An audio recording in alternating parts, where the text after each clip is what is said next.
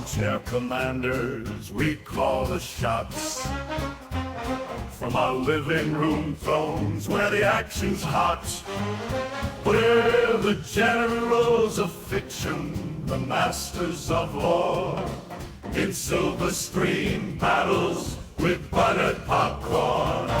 Armchair commanders, armchair commanders. All right, welcome to the Armchair Commanders podcast. My name is John, and my partner in crime is gone this week, but we're fortunate enough to be joined by Tim NesSmith, who is associated with the museum ship USS Kidd.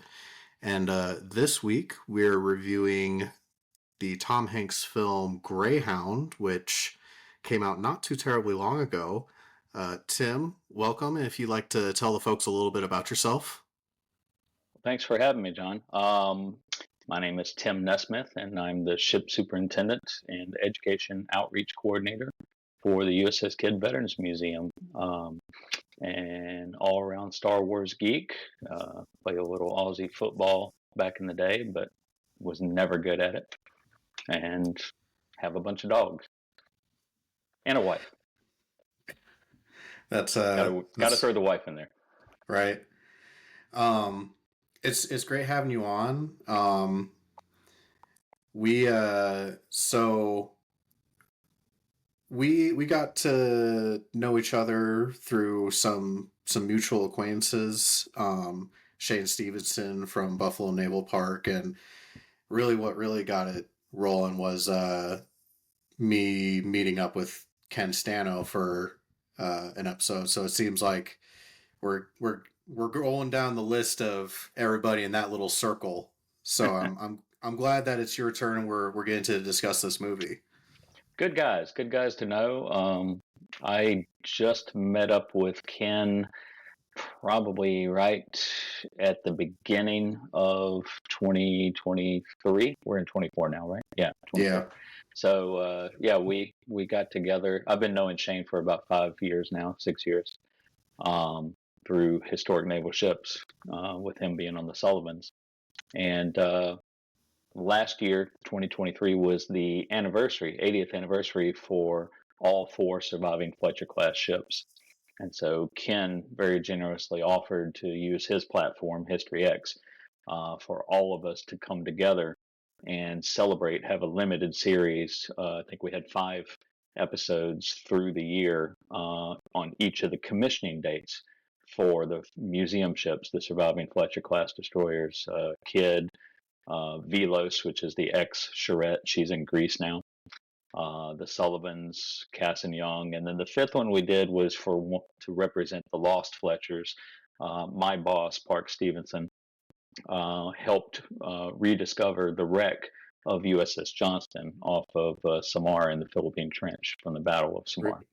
So really? We did one with Johnston, him talking about the diving on the wreck and everything. And then we expanded in the episode on the different Fletchers that were lost during the war. So yeah, Ken really is a great advocate for museum ships like what Shane and I work on, and we really appreciate him. We had a great time having him on. He's also our episode with him, we reviewed U571, and that is today our longest episode that we've done. It's almost 3 hours long. So I haven't gotten all the way through it yet. I'm at about the 2 hour mark. I have to take it in small chunks. It's a project. Yeah, but it's good. Y'all definitely had a fun time doing it. It comes across very well as you guys enjoying it. Good conversation. And we did the Bedford incident with Shane Stevenson from Buffalo Naval Park, which that was another great time. It was a movie I'd never heard of, so that was interesting. But moving on to today's film, Greyhound, I especially think it's great that you're here to discuss it, especially with your ship's connection to the movie. If you could tell the folks a little bit about the museum ship that you work for and its involvement with the movie Greyhound. Sure. Well, Kidd, as I said, is one of 4 Fletcher-class destroyers still left out of the 175 that the U.S. Navy built. It's the most prolific destroyer class that the U.S. Navy has ever built, still to this date. There's only the 4 survivors, and out of the 4 survivors, Kidd was the only one that really escaped modernization during the Cold War, ripping off obsolete technology and reconstructing the ship to handle the newer, heavier radar sets and sonars and weaponry and everything. And as a result, when our group, I was still in middle school at the time, when our group first started looking for a ship, they came across Kidd and they realized, hey, this is a unique opportunity. The others have been modernized. They can never really walk backwards easily in configuration. So Kidd hasn't been structurally changed. He's just had stuff pulled off of her and a couple of small things added, but nothing that changed her structurally. We can walk her all the way back to World War II. And this is the early 1980s when they're looking at her.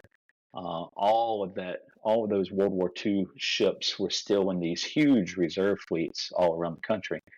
And it was kind of lightning striking in a bottle. You had the right ship, you had the right guy who knew where to find the equipment as her ship superintendent. And he was the right guy.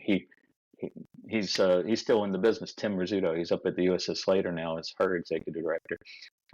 Tim has the unique skill, and he told me when I took over at Kidd as the ship superintendent, he said, you don't need to know how to fix the ship. He said, you just need to know what needs to go where and in what order, and keep that time period, in front of you, and then go out and find the volunteers to do the work. And Tim is phenomenal at finding volunteers. And so he had this massive army down here, putting the ship together, a lot of people donating stuff, gratis, no cost associated with it. And so as a result of that, and having a board at the time that was dedicated to that goal, we're going to get this ship back to World War II. Kidd now is the only destroyer in the world that is in her World War II configuration, which kind of makes her unique. She's not the only World War II destroyer, and she's not the only World War II ship set up in her World War II configuration, but she is the only destroyer. So that kind of sets her apart. To that end, for the second part of your question, how we became affiliated with Greyhound, I got a phone call in 2016, like June or July of 2016. Guy introduced himself. He said, "Hey, I'm Aaron Snyder. I'm a director, film director out in Hollywood, and I'm working on a project, and I can't really tell you anything about it right now, but I need to do a little research on destroyers, and I've been looking at your website and your social media, and you guys talk about being the only World War II destroyer in that configuration." He said, "Can you tell me a little bit about it? Can you educate me?" And so we talked a fair bit. He was a little bit different from some of the folks that I usually get calls from, because he didn't just have a few surface questions, the basic questions everybody has. He actually was kind of getting pretty deep with his questions. And, after the first phone call, he's like, "Is it okay if I call you back if I have more questions? Because you've given me a lot to think about." I'm like, "Sure."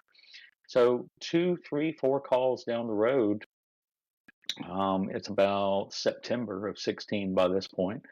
And he called up and he's like, "Tim, it's Aaron Snyder." I'm like, "Hey, Aaron." He's like, he said, "What are you doing tomorrow?" I'm like, "Working." He's like, "Okay, great. You're going to be at the ship." I'm like, "Yeah." He said, "Well, let me tell you." He said, "I'm coming down." He said, "The boss asked me." He said, "I can tell you what we're doing now." He said, "We've reached a point to where I can announce it."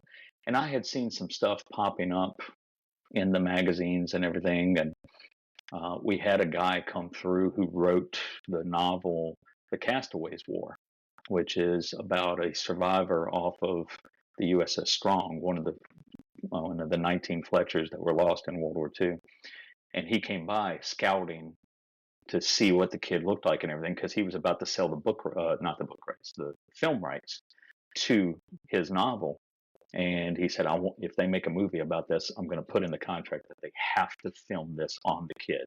And, from reading the book, it's just a few minutes at the early part of the film, if they would ever make the film, that the kid would be in it. But he was insistent. He wanted it authentic. I want the kid in it, so forth. So when Aaron's talking, he's like, so I can tell you about it now. And I'm like, well, you're probably involved with the Castaways War. And he's like, what? What's that? And I described it. He's like, nope, that's not me, but I'm making notes because that sounds really cool. I think I might want to be involved in that. I'm like, okay, cool. I said, well, if you're not involved with that, then you're involved with the Greyhound. And he's with Tom Hanks. And he's like, how did you know that? I said, well, if y'all were trying to hide it, it's the biggest secret out there, because I've seen about 16 different magazine and internet articles with various Fletcher class destroyers and Tom Hanks's picture from Saving Private Ryan plastered over it. And he laughed. He said, yeah, they're not doing a good job of hiding it, are they? He said, well, Tom wanted to go see a ship. And so we went up to see the Cass and Young in Boston. And we just left there. And in my head, I'm going, oh, crap, we lost it. Because, a movie deal, it gives a good shot in the arm for a nonprofit museum, the rental fees. Everybody thinks it's a goose that laid the golden egg, but it's really not. It's a location fee, rental fee, but they're not paying you tens of millions of dollars Right. for that sort of stuff. Everybody thinks that's maybe some increased visitation. Afterwards, yeah, but when they rent you out, they rent you out. They don't want any guests coming through ruining the shots, any groupies, that sort of stuff. But yeah, everybody thinks it's like, oh, you'll never have to raise money again, and that's definitely not the case. It's a big misnomer. But yeah, I hear they're at the Cass and Young, and I'm like, we lost it. And he said, I've kind of been a quiet cheerleader for the kid. He said, because you kind of taught me pretty well. He said, I went up and looked at Cass and Young, and he said, I see what you're talking about, where they converted her so much. She doesn't look anything like her pictures from World War II. I'm like, yeah. I said, but you can't blame them. I said, they just got the ship that they were handed. He said, no, I understand that. He said, but yeah, she's not going to be useful for our purposes.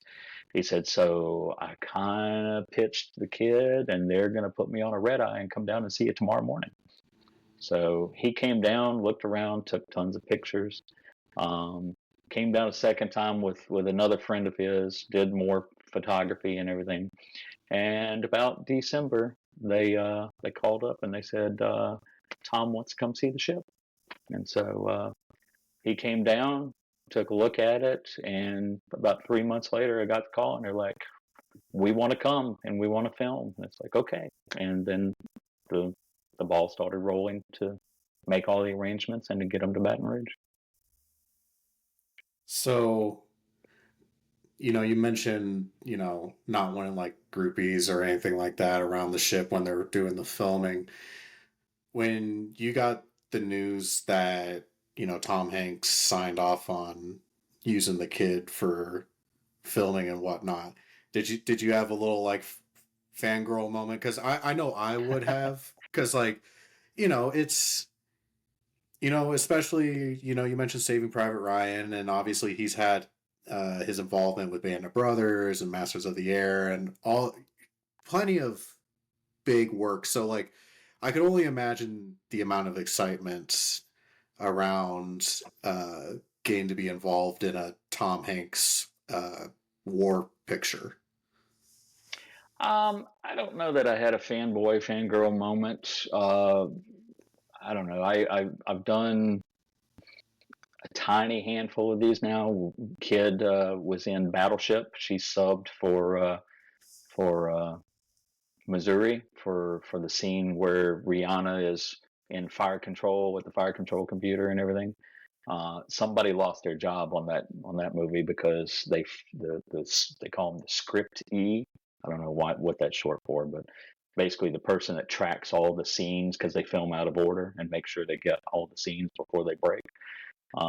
They overlooked that one, and then they did post-production here in Baton Rouge and realized, oh crap, we don't have the scene where Rihanna fires the killing shot for the big alien ship. Spoiler alert, folks. Sorry if you haven't seen it. It's been out for over a decade though. So, Well, um, we have a standing rule here. It's yeah. there's no spoilers when a movie is 10 or 20 years old. Okay, good, good. So I didn't spoil it for anybody. Um, but yeah, they were doing post production at Celtic Studios here in Baton Rouge, and somebody said, "Hey, y'all should go. There's a World War II ship right down in in the river at Baton Rouge, Mississippi River. Go see. Maybe they've got the same sort of room." And they came down, and sure enough, our room is smaller than what you would have on an Iowa class battleship, but the equipment is pretty much the same.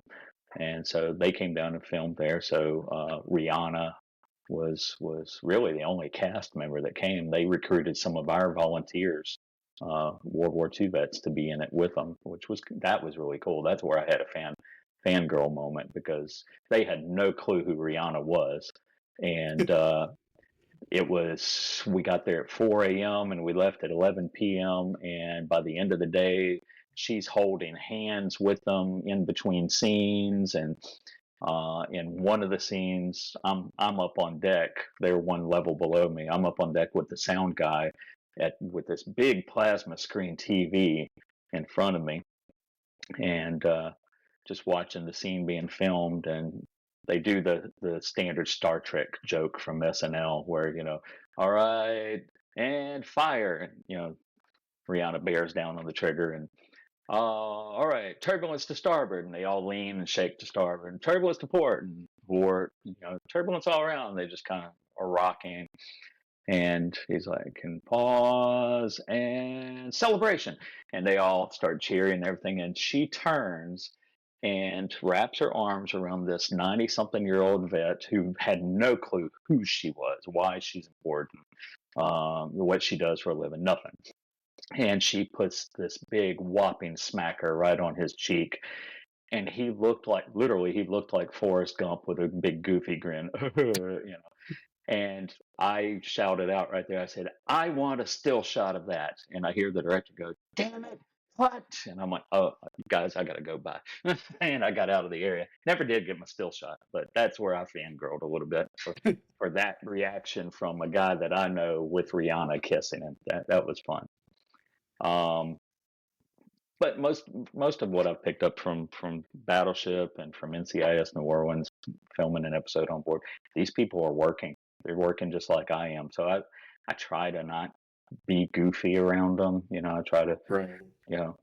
I kind of like what you were talking about before we started recording. Of, you were kind of giving me the setting. We're laid back here. This is how we do this and everything. And I just kind of observe, and if they come up and start wanting to know about the ship, or if they start joking around. Michael Weatherly on NCIS was just a big jokester the entire episode that he was here for NCIS New Orleans, and he was fun to be around with. I joked around with him a little bit, but yeah, I let them be and let them do what they need to do, and if they want to hang out and joke around, that's great.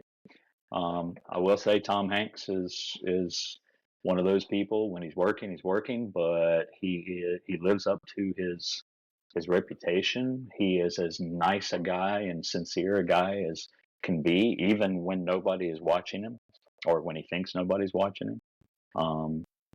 That We had that makes me very happy to hear. Oh yeah, Are absolutely. you much of a comedy guy? It depends on the comedy. I feel like I've kind of grown out of Beavis and Butthead and Ren and Yeah. Stimpy from my college days, but So Animal House is my favorite comedy of all time. there's a stand-up comedian I really like. His name is Christopher Titus. He's Yes, yes, loved his show. okay. So it was probably like 4 or 5 years ago. One of his more recent specials, though, he has this bit about like um where he's kind of making fun of Tom Hanks, where it's like everybody gets a certain amount of like tokens of stupid behavior, and Yeah, he's like, if you were to read a newspaper article tomorrow that Tom Hanks punched a nun, your first reaction would be, what did that nun do to Tom Hanks? Exactly. Exactly. Exactly. I saw that. I just recently started following Chris on Instagram, and I saw that clip, and 100%. Yeah, your reaction would be that way. What he do to that, or what that nun do to him? So yeah, he we when he came to visit that December, the weather forecast was just really terrible weather for the day he was coming, and when Aaron Schneider, the director, had first visited, he got really excited because he saw windshield wipers on our portholes on the bridge. I don't know if you noticed them in the movie or Yeah. not. So he got really, really excited. He got his iPad thing and turned it on camera mode and started filming the stuff. And he had told me, he said, as we're talking, I'm going to film you. I'm like, okay. I said, is this going on the internet? He's like, do I need to sign a release or something? He's like, no, no, no. This is just for us. As we're working, I can look back and, oh, I need to ask him to follow up on that and give me more details. So that sort of thing. But yeah, he started filming these windshield wipers, and I'm like, "What are you doing?" He said, "There's this really meaty, juicy scene in the script where the windshield wiper breaks, and Tom's character just goes, 'This stupid old ship,' and everything's breaking." And he said, it's a very dramatic moment for an actor like Tom, he said, and so he's really invested in that scene. He said, "Do these work?" I said, "No, but we can get them to work. It's just an electrical thing, and there's been no need to get them to working up till now. But yeah, we can get them working." So my volunteers, turned to on that one, got them running, at least one of them running by the point that they were going to bring Tom down. And I say Tom, I should say Mr. Hanks, but it's just shorthand. I don't know him well enough to be on a first name basis with him.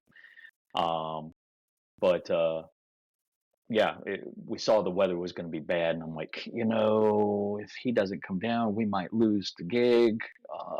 Let's see if we can bait the hook. And they're like, "What do you mean?" I said, "Get it ready to run." I said, "I'm going to get my camera," and it came back, and so I was like, "Ready to go, ready to go." Like, okay, hey Aaron, looking forward to Saturday. We know the weather is bad, so we've made preparations. Look forward to seeing you. And I flipped the camera around. I pointed off screen at the volunteers, and they hooked up the windshield wiper, and it's going womp womp womp womp womp back and forth across the porthole. And then I cut it, and I shot it off to Schneider, and we all went home. And about 9 o'clock that night, I'm driving from somewhere, headed home, and uh, my phone dings, and so I get to where I'm coming, get here at home, and I open it up, and it's Aaron responding. He's like, "LOL." He said, "That is awesome." He said, "I'm sending this to Tom." So it's like, okay, good. Maybe that'll get him down here, even though the weather's going to be really foul and nasty. And I guess it worked because his plane broke down Saturday morning, like about 5 a.m. I get a text. It's like, "Tom's plane is broken down. We're in standby." And so all morning long, there's conversations going. Well, they can't get it fixed. The engine is busted. Blah blah blah. And finally, it's like, okay, he's not going to come. I know he's not going to come. He was supposed to have a full 8 hours. Now we're down to 4. And then all of a sudden, word comes through and says he's having another plane come in and pick him up. He still wants to come. It's like, yes, okay, good. We still got a shot. And when he came in the front door, he hadn't eaten at all, so they set up something for him, some sandwiches, sort of stuff to eat. They didn't want us shutting down the museum, so we still had people moving around and everything, but we had that little area shut off. And so they're like, "Tim, go to the front door and get him inside before, any of the guests see him and mob him. Get him down the hall." Okay, no problem. So I go and open the door, front door, and here he comes. He helps his daughter was with him, helps her out of the car, hands her her stuff. His assistant steps out. He takes her stuff out, hands her her stuff, and then just grabs a little binder that he's got for himself, makes sure they're squared away and everything. Very gentlemanly, right? And turns and walks, and they're still talking amongst themselves. He walks down the sidewalk toward us, kind of got his head down like he's thinking and everything. And he gets to the steps and he looks up and he sees me standing there at the door, holding the door open. And it was a League of Their Own moment that, there's no crying in baseball. And he looked up at me and he said, I know you. You're the windshield wiper guy. I'm Tom Hanks. And stuck his hand out. And I'm like, yes, sir, I know who you are. Come on, let's get inside. But very, very personable guy. I can't say enough good things about having met him. I really hope that you got a t-shirt made up after that just said windshield wiper guy on the back. I have not gotten that. I totally should get one made. I'm the windshield wiper guy. You mentioned, the inclement weather and whatnot. I think that's a great segue into talking about the film itself. Yeah. Obviously the setting of this film is, the rough seas of the North Atlantic, and it's very overcast, very rough, raining all the time. I laugh about that setting because the first time I saw this movie was the same way a lot of people did, which was in the height of COVID when all the movie theaters were shut down, and obviously they ended up making it an Apple TV release. But I find it funny because COVID was a hard time for like a lot of people. And I remember one day, like I came home from work because at this time I was one of the air quote essential people, so I didn't get to stay home. And my wife had set up, like, she had spent all day, like, she rigged up like PVC pipes and like sheets and all this, and like set up like an outdoor movie theater kind of deal. Like surprised me with like a date night at the movies, because in our backyard, because we couldn't go to a real movie theater. And I was Cool. so it was fantastic. It was probably like one of my top 5 like dates we've ever been on or have had. But she knew I was super excited about this movie. So this was the movie we did for that outdoor date night. And I kid you not, we start the movie, and probably within like 10 minutes of the movie starting, the clouds became overcast and like the wind started picking up, and like we almost didn't make it through we almost called it quits before the movie was over, because it was starting to get kind of like nasty. But I was like, wow, this is a great 4D film experience right now. Like, but then I rewatched this movie last night, and this was this is only the second time I've watched it, was last night. And literally the same thing happened. I put the movie on, and it, like, a thunderstorm started happening outside. I'm like, is every time I'm going to watch this movie, like, there's going to be like rain and wind and all this nonsense? Like, it's fitting though. It's fitting. Where are you located? I'm in Colorado. You're in Colorado. Okay. I was going to say, if you were in Seattle, it kind of fits, but no, it's very dry here. So it's very peculiar. But what did you think? This is a very CGI heavy film. What did you think of the CGI of like the seas and whatnot? I thought it was well done, and I think part of that was the way that they did. I don't know how much you know about the behind the scenes stuff of it, but but they got into town for pre-production, and I think that started like into December. And the first time they came to the ship en masse, however you say it, where all of the crew is showing up that they had at that time, was probably January 2nd. And they were there maybe 2 or 3 days. And Schneider grabbed the cinematographer, and I can't think of his full name. Shelley is what they called him. It's short for something, but I don't remember what. But they put Shelley on a plane and sent him to Halifax, Nova Scotia, with a camera crew, and they got on this Royal Canadian frigate and went out to sea for a week or 2 weeks, something like that, and just filmed oceanscapes.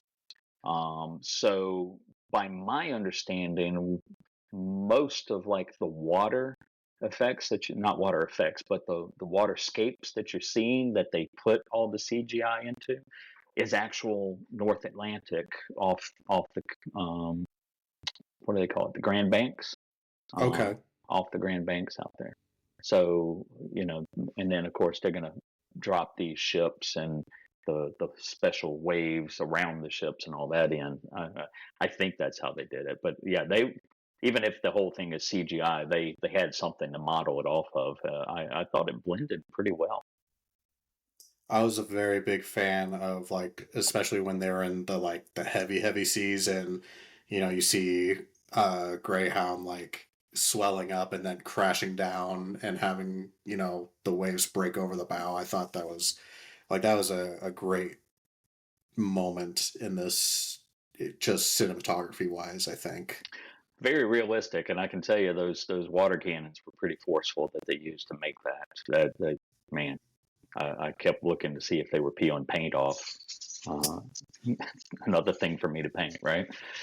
But yeah, I for me the biggest thrill for me for the movie, watching the movie, is to see Kidd, and of course she's not Kidd in the movie. She's Keeling, codename Greyhound. Um, but to see her in motion, because the way she's docked here in Baton Rouge, there's a 40-foot difference in high and low water each year. It's seasonal, so there's no tide. You don't see her going up and down. There's not a lot of wave action that makes her move visibly, vertically or sideways or anything.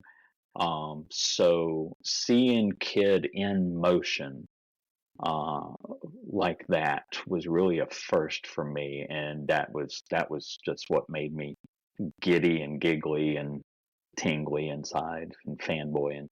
I fanboyed over my own ship more than I did any of the stars in the movie. Right. Um, I think that's another.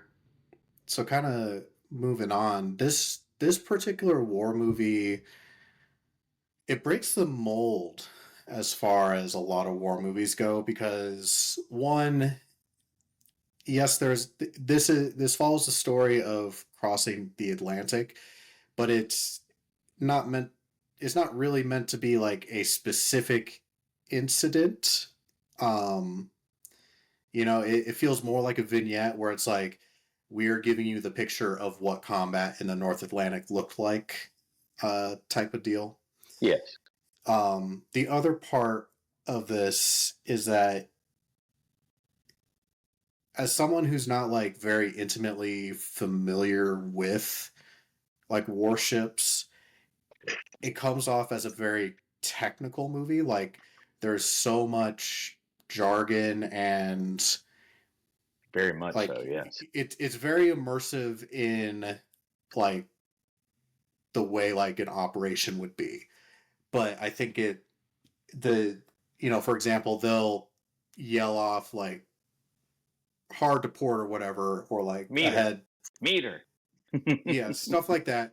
Or they'll yell out so many different orders, and I think this film does it so well where they'll yell out these orders and then they kind of switch over to like a little map on a table somewhere, and they like literally draw like little arrows of like, this is the way we're going. But it's cut in so seamlessly that it's not like, hey idiot, this is what the ship's doing. It's Yes, they didn't aim for the lowest common denominator in the audience, and I really really liked that. Um, I think I heard it described as, and this is in the press junkets afterwards, so with Aaron and with Hanks and some of the others talking.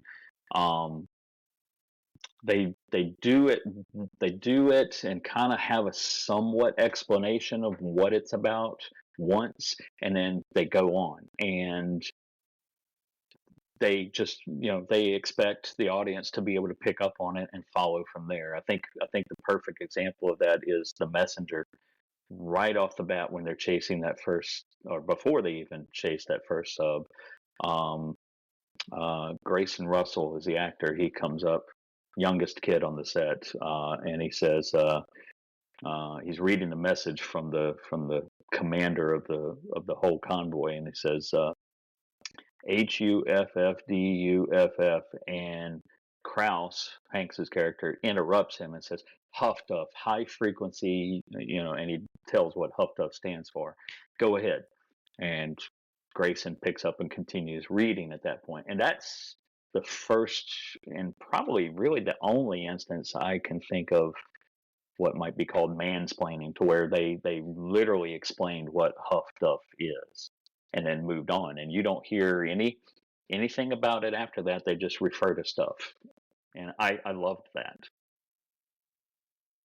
It yeah, I appreciate the fact that, like, as someone who isn't that technically inclined, like, I definitely see myself as more of a big picture kind of historian. Hmm. Um, so when you look at a very in-depth and very technical film like this, the fact that I could still follow it, I thought was, I think it speaks to how well it was written. Written and edited, definitely, because there's a couple of scenes to where they say something and then the picture changes. Like you said, they're drawing the little arrows on the map, and you're intuiting from the action that you're seeing, and or the technology. At one point they're talking about surface radar, and the camera goes high above the mast and you see the surface radar circling, so now you know what it looks like and where it's at, and you continue on. So yeah, the writing and the editing, they put a lot of thought into this movie. I was really impressed with that. It wasn't just, not to slam any particular director, but it wasn't. I guess, yeah, heck, I'll slam it. It wasn't a Michael Bay production going for the lowest common denominator. And that's no slam We on Michael Bay. He makes movies and I don't, but he packs the seats, you know. It's okay. We've only done one Michael Bay film around here, and that was Pearl Harbor. Oh, really? Yeah, Yeah. Mm, we we reviewed Pearl Harbor for as an anniversary special last December. okay. Okay. Um, and yeah, we weren't particularly kind to that movie.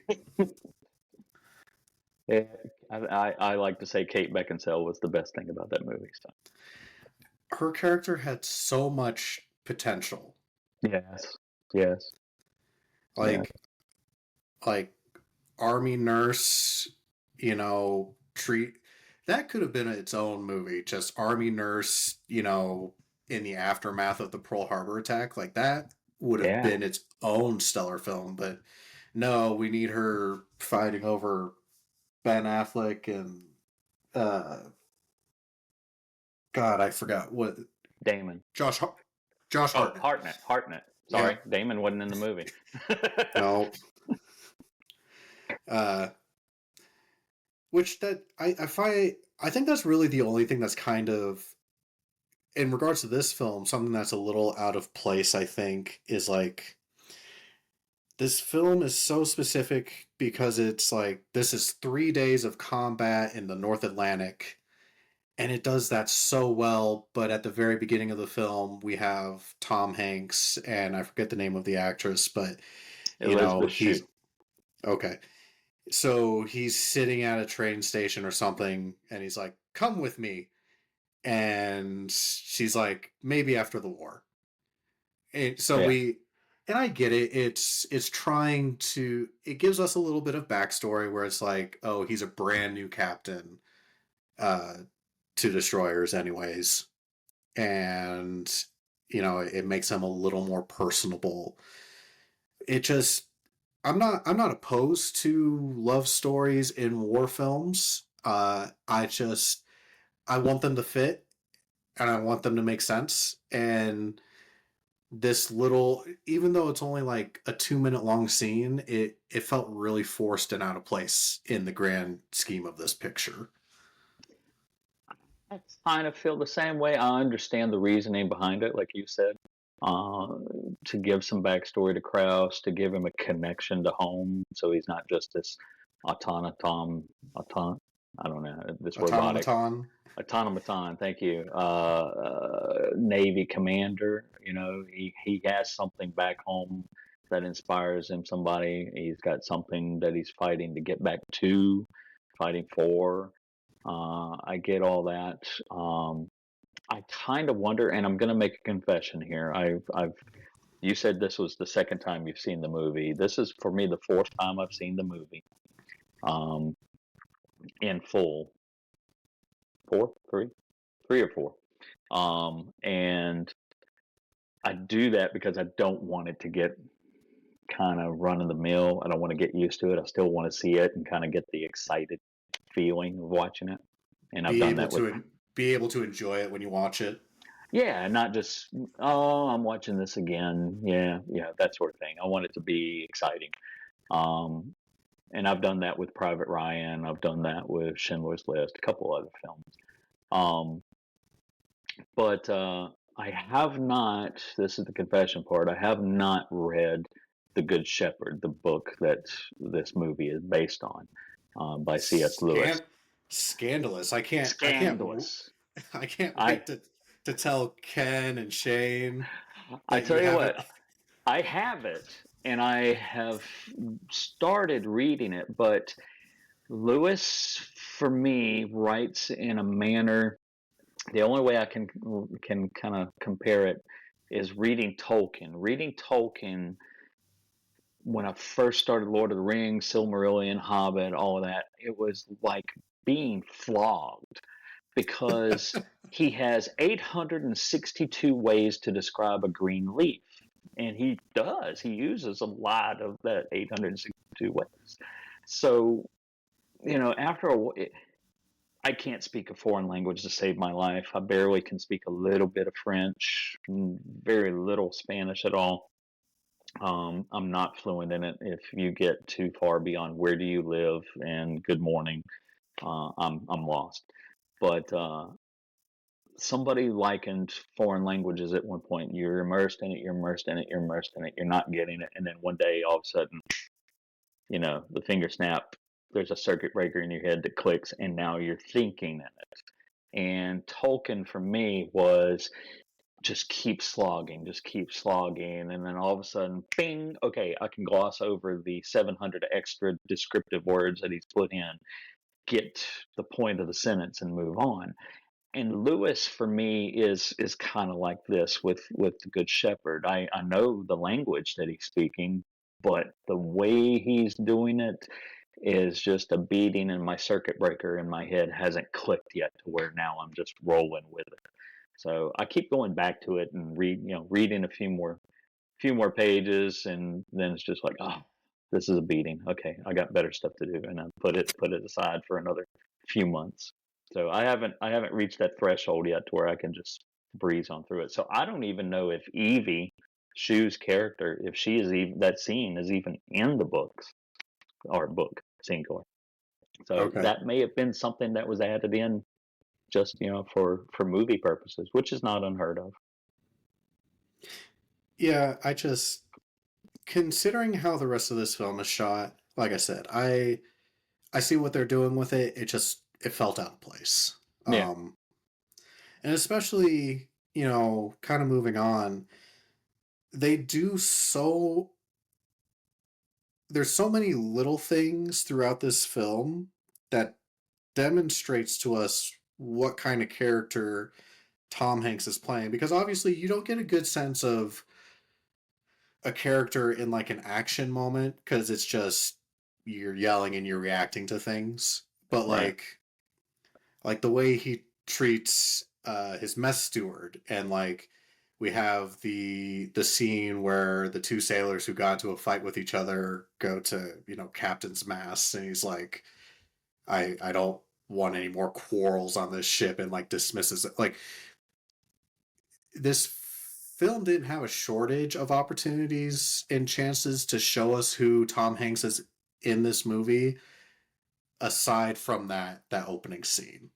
Yeah, yeah. He's very obviously a very religious character, because of the mutterings that you hear him just kind of talking to himself, reciting scripture as he's looking through the portholes, hunting for the sub, or like you said, with the two sailors at the beginning, to where he recites some sort of passage about rebuilding the relationship or something, and they're kind of looking at each other like, what's he saying, you know?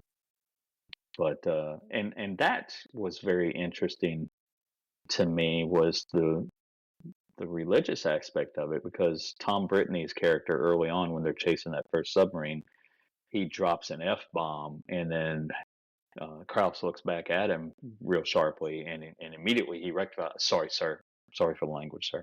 And you can see the sailors are adjusting their behavior around the captain, which they're going to do naturally, but you know, everybody gets very quiet whenever Cleveland brings him the food up on the bridge, and both of them stop and bow their heads, and the crew just, all the background chatter kind of dies down a little bit. They're observant of his religious nature, which kind of says something, because you know, every sailor I've ever worked around has a foul mouth, you know, cursing like a sailor.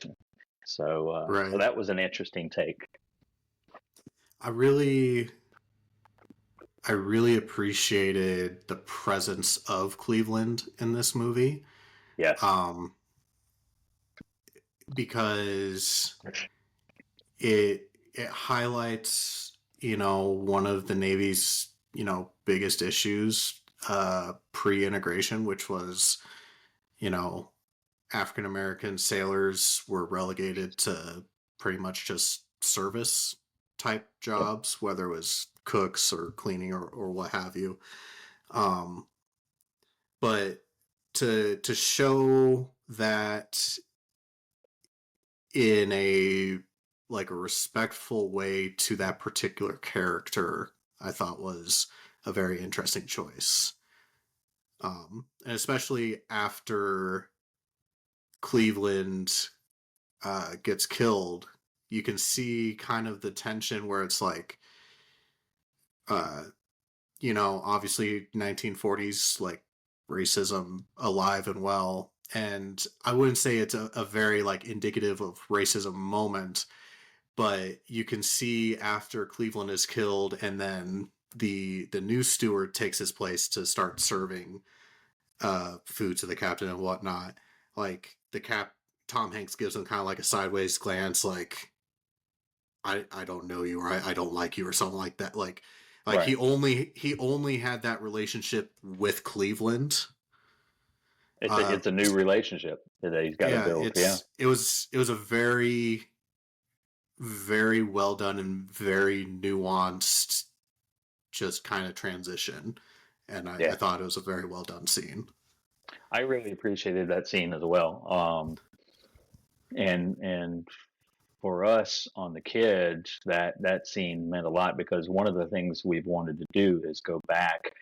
Um, there was, in 1953, they reconstructed an area down main deck, and the two levels right below, they put a dumbwaiter in to move food up and down the decks easier, instead of carrying it down these ladders, these steep ladders. And they put the dumbwaiter in through the steward's berthing. So it really just kind of destroyed that area. And of course, in 53, desegregation had already happened. So you don't need a special area for the black crew to live. So they were living elsewhere on the ship now. And so they turned that space into a fire control radar equipment room. So right now, Kidd, when we emailed initially, I told you, I'd have to schedule around the Kidd being in the shipyard. Right now, she's in the shipyard undergoing some hull work for the first time in 62 years. And while we have this opportunity, we are actually ripping that dumbwaiter out and putting the steward's mates berthing back to rights so that we can tell that story for all the different Clevelands that served aboard Kidd and aboard, the other destroyers. Um, so the fact that they had that representation in the movie was very, very exciting to us. Um, and uh, for the crew, for the cast, they actually ran the cast through a week long boot camp on board the ship to get them down with the repetition of communication, which is something else I loved about the movie. You never see that repetition of communication in other Navy movies, or at least I haven't. Um, and I loved that aspect of it. But they ran them through this, and Rob Morgan, who plays Cleveland, um, and the other two actors that were representing Stewart's mates, I got to sit down with them and talk to them about what their role was like and what Stewart's mates did on destroyers. Um, and told them, I took them down and showed them that space and everything, and they were like, they lived in, how many would be in this little tiny space? And I told them, they're like, oh my gosh, I can't believe that many people lived in this space. So uh, they really appreciated being able to be on the ship, and that Morgan told me on his last day, he walked up and I was going to shake his hand and tell him, great working with you and everything. And he just wrapped me up in a big hug and he told me, he said, your tour gave me so much information about being able to develop Cleveland. He said, thank you for that. He said, this makes it worth it to have been on the ship and to be where those guys were. So that representation in the film really for me was great. I loved seeing that. I was glad it got included. I will say that was the death of Cleveland. Obviously, like a burial at sea, and even any kind of funeral scene in a movie is meant to be powerful and like emotion evoking. Um, but the death of Cleveland is probably the most intense. Like, there's a lot of intense moments in this movie, Mm-hmm. but when they're burying Cleveland at sea, that is legitimately, when I watched it last night, I had to pause the movie and walk away because it was such a powerful moment. Because we get the conversation beforehand where Tom Hanks asks, he's like, how bad was Cleveland hit? Yes. And he was like, completely obliterated, like, based, like, they didn't mince words. They're like, he got torn apart basically. Yeah. And then they go to bury him at sea, and they lift the board up for the sea bag that's holding his remains to slide off the board, except it doesn't slide off the board like the other two bodies did. It kind of just like they have to like shake the board, and it kind of like like tumbles out. Right. And it's very like indicative, like it's just pieces. And I was like, this is a PG-13 movie, and I'm like, this is like, you don't see any gore in that scene, but I'm like, No. that is such a heavy scene. I'm like, I'm shocked that it got that rating with that particular moment. Yeah. And you starting that observation right there, I in my head, I'm like, I want to ask him a question about his interpretation of that burial, because I've seen the body bag get hung up, and thinking about it, I'm like, so why did it hang up? And what can you infer from that thing hanging up? And I was going to ask you what your interpretation of it was, and your interpretation is something that I had never considered until just now, and that's a great observation. He was obliterated, so the body bag is not going to slide the same way that it does with an intact body. I kind of watched it last night, and I was like, Cleveland doesn't want to leave the CO. He doesn't want to leave Krause. He Krause needs him, but it's a subjective moment. It can be both. Oh, So, absolutely. yeah. I appreciate you went with a more what's the word I'm looking for? Metaphysical. Yeah, a more metaphorical reason for it Yeah. versus I was like, oh, he's just pieces. I need to take a break from this movie. Like, But yours is spot on too. I mean, it can be both.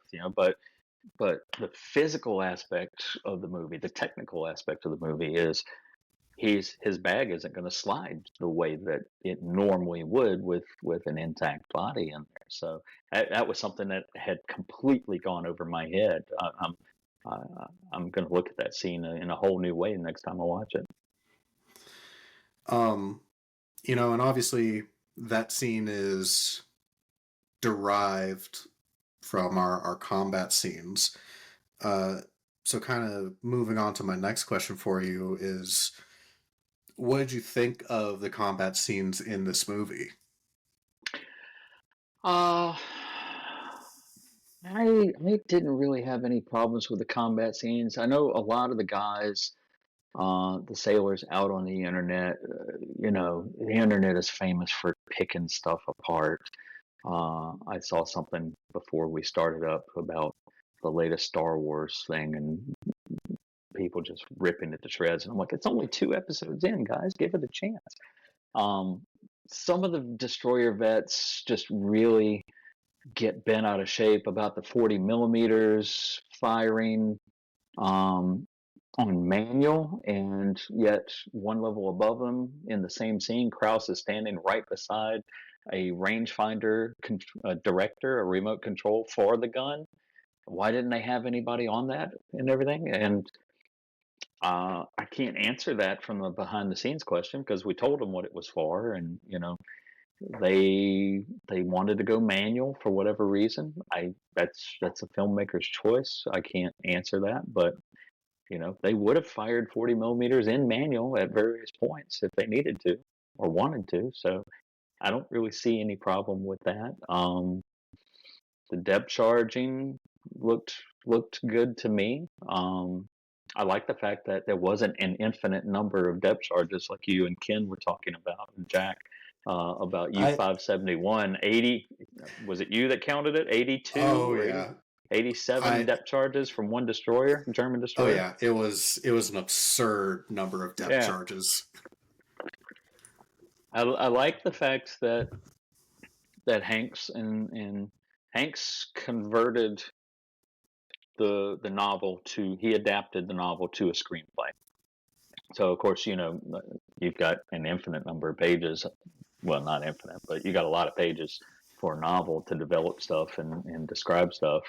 And as I confessed, I have not read the novel, so I don't know how detailed Lewis got, but I have read that before he published the novel, he submitted it to friends in both the Royal Navy, the Canadian Navy, and the U.S. Navy for notes to make sure he wrote as accurate a novel as he could, and he took those notes and adjusted as he needed to. But on the large part, he got good critiques from his readers, from his proofers. Um, I like the fact that they carried that accuracy through of, hey, we're running short on depth charges. Dickey is running short on depth charges.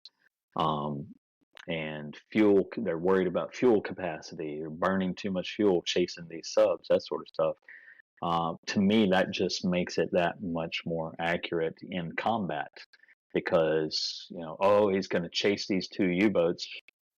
Harry pissed me off all through the movie. I have to admit it. Brit Destroyer just wants to go out and just go balls to the wall and nail those German subs. And it's like, dude, stick to the course, protect your flock, And I mean, that's real, and it adds to the detail and the immersion. So the Everybody wants combat, a U-boat kill. everybody wants a U-boat kill, Yeah, I'm just reviewing in my head. I can't think of any point in the combat that really bothered me. Um, they paid close attention to detail. They did a proofing, a reading of the script right off the bat when they started pre-production. 5 days sitting up in the pilot house of the Kidd, the director, the cinematographer, the assistant director, and a couple others, and me, and an advisor, Gordo, they called him. I can't think of Gordon's last name, but he's a Canadian, former Canadian officer, a naval officer, and military consultant now. And I mean, even something as simple as changing the watches. If you pay close attention to the film, you notice Tom Brittany disappears periodically, and then he Yeah, comes back. I'm taking the watch now, sir. That was it's something that they didn't originally have, and then they're like, "We need a lot more actors and more characters. Okay, let's make these guys watch officers," and had them rotating. I found it a good way for them to, because this is supposed to be like a 72-ish hour window, something like that. Hmm. So the fact that they do a cut screen where it's like it's this watch, like Yes. it allows them to jump big chunks of time Hmm. without it, but still keeping it like keeping the like the entire movie feels very fast paced. Yes, very And much so. I thought that was a brilliant way for that. Like, it seems like a standard kind of cut, but it isn't, because like you said, they are changing out crew members with these different scenes. Yeah, yeah. And I haven't done it myself, but I would wager, just based on what I saw in that week long script reading and editing and notes that they're sending back to Hanks, about, change, this doesn't work. This guy can't be here at this point because he's supposed to be over here. The editing that was going on. I would bet that if you sat down and you determined what watch, let's say Tom Brittany is on, um, then I can't remember his name, or the sonar operator, what watch he's on, that you would be able to track them. They're supposed to work 8 hours on, or 4 hours on, 8 hours off, and then come back. And then the dog watch pushes them 2 hours further around the clock each day.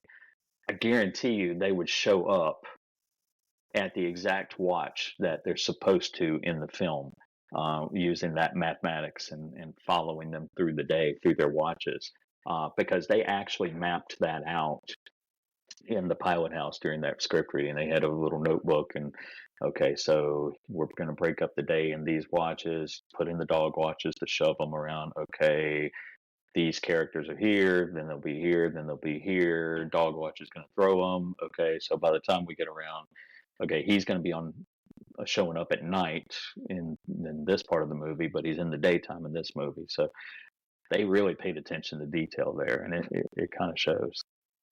And I don't think, I mean, you watch Star Trek, you get the same people every time on the bridge. That's not the way it would be. They don't So sleep.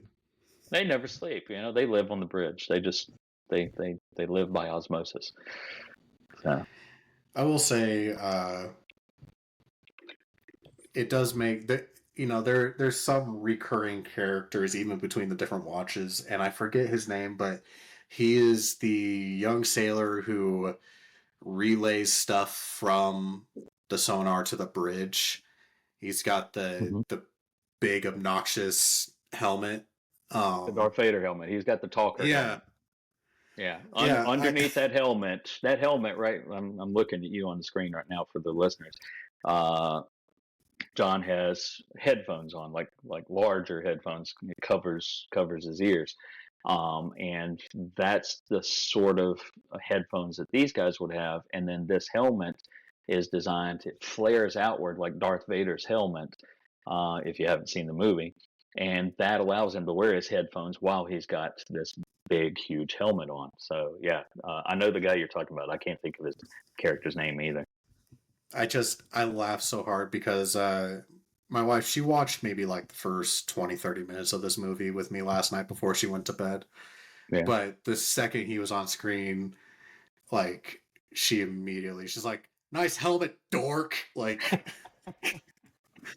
Straight out of Spaceballs, right? yeah, My wife watched it with me as well. I was really surprised she sat through the whole thing because she sat with me and watched it the first time, that we saw it when it premiered. And when I told her I was going to have to sit down on Friday night and watch it, she's like, "Can I watch it with you?" I'm like, "You want to? This isn't your sort of movie." She's like, "Yeah, of course I want to watch it." I'm like, "Okay." And I thought she was just being nice, but then she would be like, "Can you pause it?" Okay. And she would ask questions, and initially she's like, "You're not going to be like talking through it the whole way through, right? Because I'm not going to watch it with you." But she was actually asking me questions. So it's good at doing its job, which is drawing in the uninitiated and teaching them. No, So it's an engaging film. I also appreciate that this film takes the approach of the Battle of the Atlantic from the convoy standpoint. mhm. There's a few Battle of the Atlantic films, but nothing really as focused as this from that standpoint. I think most people, when we're talking about the Battle of the Atlantic, it's usually a U-boat movie, and it's from the U-boat perspective. We have Das Boot, Das Boot, U-571, all those kinds of films, and it's very centric from the submarine perspective. So to have it, flipped where the submarine is the ever present threat that is kind of a background like stressor. I really appreciate it about this. Yeah, and I mean, I've talked about this before on social media. Let's face it, the subs are sexy. The battleships are sexy. The aircraft carriers and their jets are sexy. A destroyer, a frigate, a corvette, not as sexy as the Transport big ship. boys. Transport ships, oilers, they're not that sexy. Um, I mean, I find the destroyer sexy because I work on one and I've learned enough about it to where I really appreciate it. But to the general public, oh, that's a small little ship. But I tell you what, without those small little ships, we wouldn't have won the war because those convoys wouldn't have gotten across. Those Japanese submarines would have sunk the carriers and the battleships. It would have been a bloodbath. So I every was one of those ships has their role. I was pleasantly surprised. A trope that we have discussed on this show before is, there's a good number of torpedo scenes and torpedo launch scenes in this movie. Yes, And I know where the you're going. the second that the torpedo launched, I was expecting the like scraping alongside the hull, and I was so happy that it didn't happen here. I was like, But it did it at did. the I end. missed it. At the at the Oh, at the very end, yeah, when they have no more depth charges and it's daylight and um the last, well, not the last two, but two U-boats are coming at him and fires two torpedoes kind of at a right angle, so he has to wait for the one to pass before he can turn to try to avoid the other one. And when he turns, the ship heels over really hard and to the port. So he's literally looking straight down at the ocean. People listening can't see me leaning forward and mimicking Hanks, but yeah, the torpedo comes right along the side and just scrapes down the port side of the hull and kind of bounces off. Which when I I'm first so saw it, disappointed. I'm so disappointed I yeah, missed that moment. yeah, and I heard in the U-571 thing, y'all talking about this trope and Stano having to go, "What's a trope?" So I actually know what a trope is. I want points for that one. Um, but yeah, I have not asked him, but I really want to ask um, Schneider. I really want to ask him if he stole that and inserted it in because Kidd actually had a very, very similar incident in the Pacific where two aircraft, they were trying to pick up some downed pilots, and two aircraft, well, she got attacked by 8 aircraft, but as they were circling the area, coming back and trying to pick the guys up, they ended up, when they slowed down enough to almost come to a stop, one aircraft dropped a torpedo on her from the port side, one aircraft dropped a torpedo from the starboard side, and one of the torpedo director operators saw the port side one and realized captain's paying attention to the starboard side, and he runs around, and the guns are shooting at the aircraft as they're circling, and he shouts at the captain. Captain can't hear it, and he runs over and he actually slaps the captain across the back, which is assaulting a superior officer. And the captain turns and can't hear him because of all the noise, but can make out he's shouting fish, and he's pointing to the port side. Runs over, looks at that torpedo, gauges its distance, speed, runs back, looks at starboard, then runs in and shoves the lee helmsman out of the way where the engine order telegraph is, and rings up full speed ahead on one propeller and full astern on the other. And Kidd's going slow enough to where all of a sudden she just stops, vibrates, and makes a right-hand turn. And one torpedo went up one side and one torpedo went down the other. I don't know that they scraped, but he threaded the needle, so to speak, and both torpedoes missed. And I had told that story to Schneider, and when I saw this in the film, I'm like, that son of a bitch, I want a writing credit. I want a writing credit. But I was also so excited because at one of the first torpedo scenes, we see that a torpedo is coming in and is about to hit it like broadside, and like it just barely misses and it goes behind the ship. And I'm like, wow, that's a super tense moment, and it's a torpedo moment, and it wasn't a trope. I'm like, I'm digging this. Like, yeah. Did you notice the one guy running for his life away from the end of the fantail? No, I didn't. Oh, you got to go back and watch it. It's hilarious because you see the torpedo passing behind, and then this poor sailor his position on the depth charge track is right there, and he's apparently seeing the torpedo and like, oh crap, and running further like up the deck to get away from the fantail to avoid any sort of explosion, which is exactly what I would have done. I'm abandoning my post if the torpedo's about to hit me. I will say, I love submarines. I love submarine movies, and even seeing the submarines in this like made me giddy inside. But the thing I hated without a doubt about this movie is the taunting radio messages from the U-boats. Yeah. I'm I know why it was there. Greyhound. You will not last the night. My name is Dita. Yeah.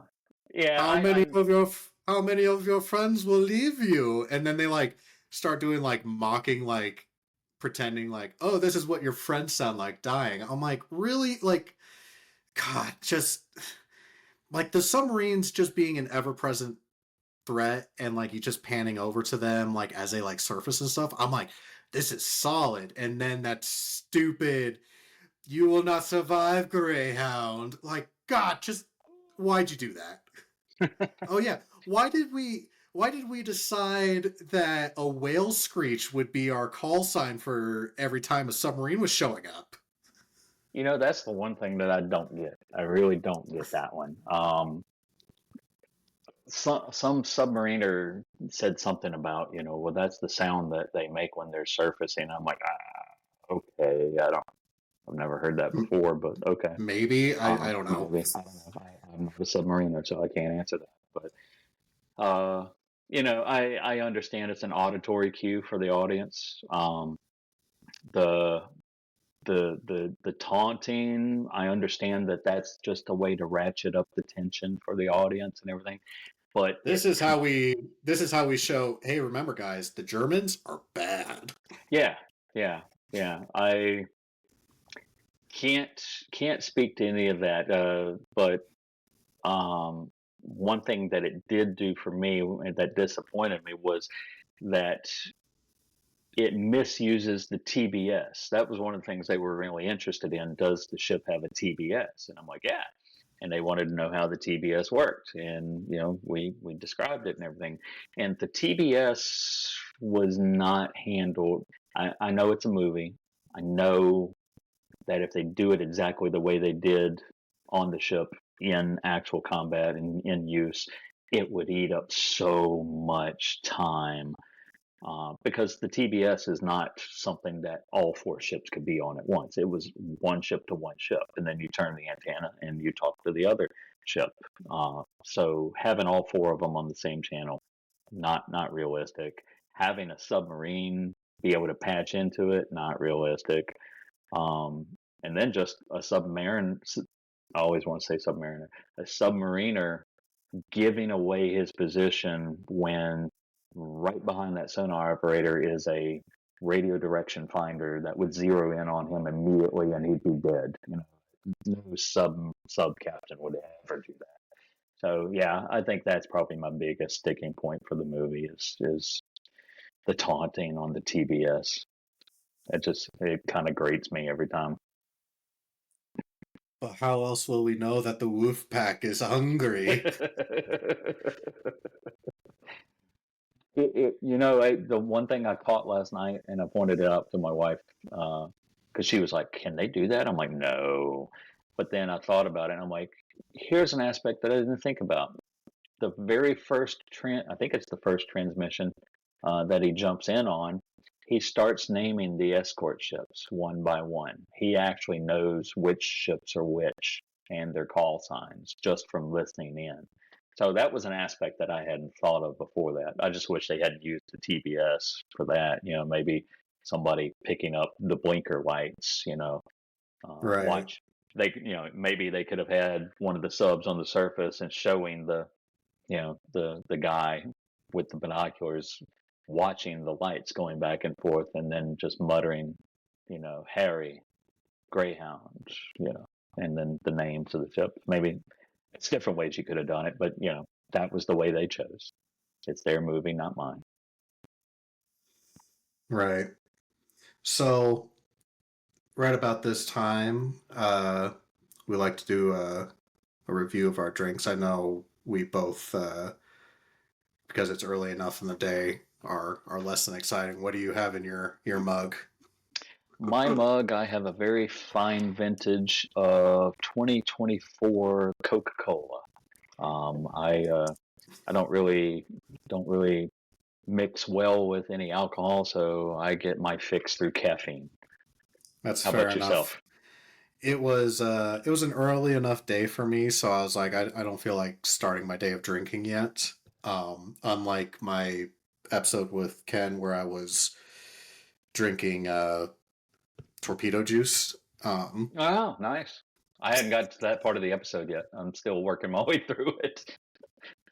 Oh yeah, I recorded that episode and then I went to sleep for like 4 hours afterwards. So because apparently, obviously torpedo juice, it's supposed to be like denatured alcohol and some sort of fruit juice of some sort. Right.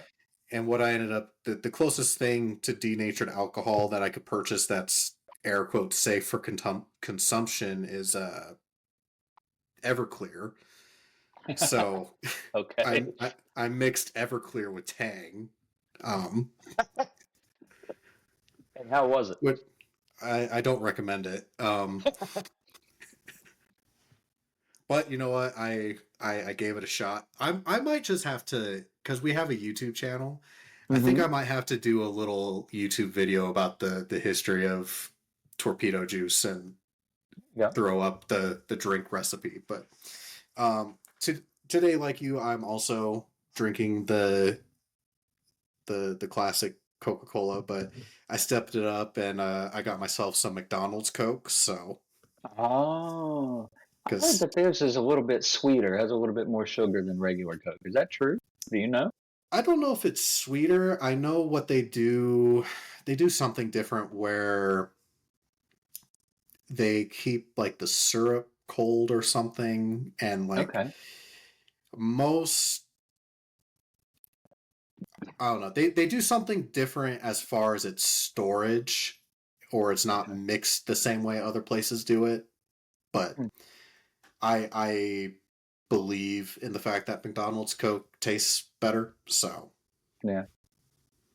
Yeah. but um with that out of the way, I think it's about time we rate this movie. Around here, we don't do stars or anything like that. We still do 1 to 5 things. We like to do something that's emblematic of the film. Uh, I am open to suggestions, but I personally think something that's emblematic of this film to me is that stupid helmet. Just because my wife made the joke about it. So, how many talker helmets do I rate the movie? Yeah. Yeah. Okay. Well, I got to tell you right off the bat before I give you the rating.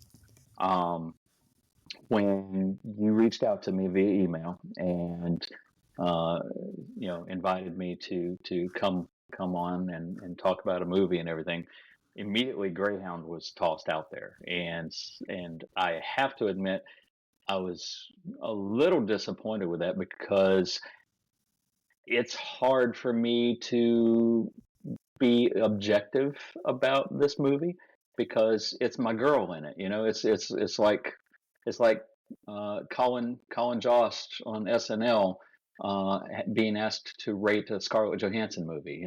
He's not going to give her the bad rating. So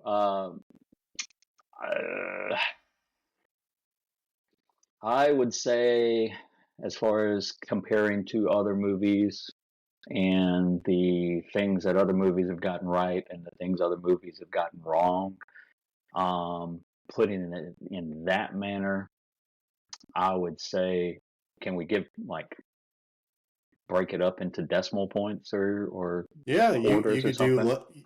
you could do like a shot up helmet or something. It's up to you. Um, I would say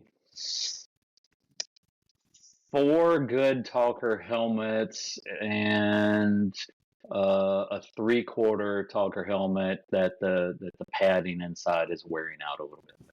So four and All three right, quarters. works for me. I personally, I really enjoy this movie. Hmm. I think it's great just from a like if you wanted to view a naval combat film. I think this is great. Um, and it also talks about kind of a more, I shouldn't say ignored, but a lesser talked about aspect of World War II. Um, so I appreciate that. So I would give it, but there's a couple of cheesy moments like the "I'm coming for you, Greyhound" thing. Uh, but overall, I think this is a great film. This is not a film I would have on my like I'm going to watch it at least once a year. Like I said, this is the second time I've watched it, but Right. I would definitely like if someone's like, should you watch this film? I would absolutely say yes. You should watch it at least once. Um, so I would give it a solid 4 helmet rating. Okay. Um, so looking at Rotten Tomatoes, the critic score gives it a 78% and the audience score gives it a 76. So Hmm. the critics and the audience are pretty much on the same page for it, and Okay. they're a bit less than us. Well, that's your general audience too. That's not, Oh yeah, I don't fit the general audience. Not that I'm special. I just work in the field, so I'm more familiar with it. So, right. and I would say the same of you. So we're So a little more biased, I guess. right. So that has been our review of Greyhound. Tim, has been so great having you on.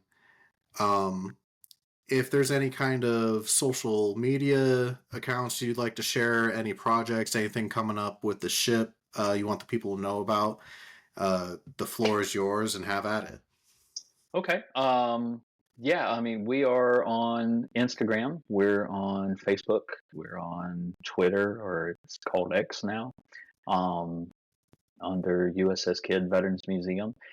We are on YouTube. I will say for YouTube that you need to search for the full name, not just USS Kidd, because Kidd does appear in World of Warships. And if you just search for USS Kidd on YouTube, you're going to get about 50 million gameplay videos of teenagers and 50-year-olds playing World of Warships, trash talking each other. So look for USS Kidd Veterans Museum, and our channel will pop right up. The YouTube channel is primarily where you're going to see a lot of updates for our shipyard period. We pulled the Kidd out of her docking cradle on April 25th for the first time in 42 years, and took her downriver and out into the Gulf and around to Houma, Louisiana, to Thomas E. Shipyard, which is where she's at right now. And doing some hull work and topside work. We'll be away from Baton Rouge for about a year. And the reason for that is we won't be in the shipyard the entire time. We'll finish up probably December, I'm guessing. And then we'll have to find a place to go hang out and open up, maybe New Orleans. But the reason we can't come back immediately after the shipyard period is over is because of that 40-foot difference in high and low water seasonally here in Baton Rouge. We won't get high enough water to get back into place in the cradle until probably April or May of 2025. So that's why we'll be gone so long. But you can get updates. The very first project update is already up, and I'm talking about the revamping of the steward's mates quarters, where they're beginning to rip stuff out. We should have another one going up this week following up on that one. And as work continues, we'll just be adding more project updates, so you'll be able to follow along with the whole work and the restoration work that we're doing. And of course, you know, we got, it's a privately funded and publicly funded restoration, dry docking. The state of Louisiana gave us some money to do some of the basics to the hull to keep her seaworthy, and then all the other stuff, the extra stuff, we're taking donations for. So you can go to usskid.com, our website, and click on support our mission, and there's a donate button there, and we'll take every dead president you want to throw at us. And in the meantime, the museum is still open in Baton Rouge. The main attraction is away, but we've got a couple of aircraft and a whole lot of exhibits in the museum building, and we're bringing in a new exhibit every month for the next 12 months while the ship is gone.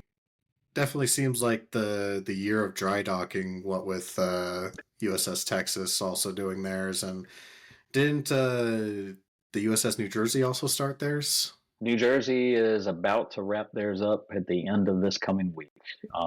And LST 325 went earlier this year, around February or so, and they passed us again in April, headed back upstream. I know Shane at Sullivan's, they are all working toward a dry docking for Croker and for the Sullivans. But they have a huge, massive effort to do that because of the way the ships are arranged. They've got to move all three ships in order to get two of them out, because the cruiser, the Little Rock, sits outboard of the other two, and they've got to move all of those ships. So that's money. That's a lot of money. But they're dedicated, just like we are. They're dedicated to saving those ships and making sure they're intact and outlasting all the rest of us. So God bless them. I hope they get what they need to do it. I think 2022 was probably the worst year ever for museum ships, because I want to say there were 5 that sank at the dock or in the river where they were anchored around the world. And Sullivan's, I think Sullivan's might have been the only one to come back. She sank dockside and they were able to raise her, but the other ones I think were all total losses. And that just shines a light. These ships you talked about the year of dry docking. There's a lot of conspiracy theorists out there. They're reactivating them for the Ukraine, for World War III, and it's like they're 80 years old. Grandma has to go to the not the hospital, but the doctor's office on a regular basis for checkups. This is the ships going to the doctor's office for a checkup. It's Not not a gonna big lie, conspiracy. I would be kind of happy if they brought the Iowa back into service, but Yeah, the ones on the West Coast really have a challenge because all those shipyards that used to be able to handle them, those dry docks are gone. So they would either have to go overseas or they would have to come around through the canal, the Panama Canal, to come to the East Coast to get to something, or somebody brings a floating dry dock big enough to handle them. Which I don't know if there's any that can handle an Iowa class or a Midway class carrier. So. They've got some logistics issues to deal with when the time comes. yeah. Well, again, really appreciate you joining us. For the listeners at home, go check out the USS Kidd, and if you're so inclined, donate to the cause. If you enjoyed this episode, please leave a review. The stars do matter. If you want additional content from us, you can find us on Instagram, Facebook, YouTube, Discord, all those good places under Armchair Commanders. Until next week, I've been John. Tim, thank you again so much for joining us. Thank you, John. I really enjoyed it.